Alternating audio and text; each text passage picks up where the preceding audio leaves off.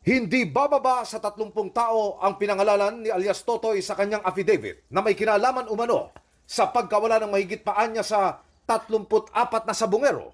Ilan sila lahat bale? Sa pagkakalam ko, 108 plus one sa Lipa Farm at saka sa Siniluan Farm. Bukod sa mga sibilyang sangkot, meron din umanong mga security guard ng sabungan at mga pulis. Aabot ng 30 yan. Kasama na yung mga pulis at sibilyan yan. Mga ilang sibilyan?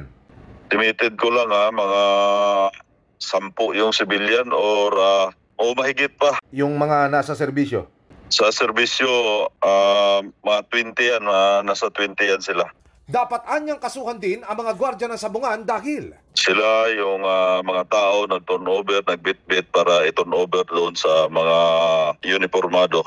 at pag na-turn over na sa umunoy mga pulis, Sila ang tumatanggap ng tao at sila yung nagdala doon kung saan nila ipinaslang yan. kasamaan niya sa kanyang isisiwalat ang may-ari ng lugar kung saan umano ibinaon ang mga labi ng mga biktima. Pinakitaan nila ako ng video. Diyan lang yan sa Talisay. Palaisdaan po yan. May-ari kasama sa kakasuhan. Uniformado yan. Pulis. Yes. Dahil sa alam niya, may mga banta na umano sa kanyang buhay. Palipat-lipat ng tirahan kasi matitris nila ako kung saan at magagaling yung mga yan.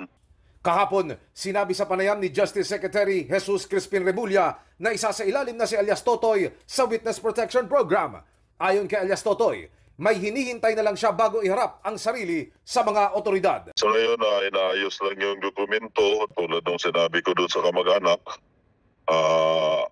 Bago matapos ang buwan, siguro sisikapin naman ng otoridad, may siwalat ang lahat.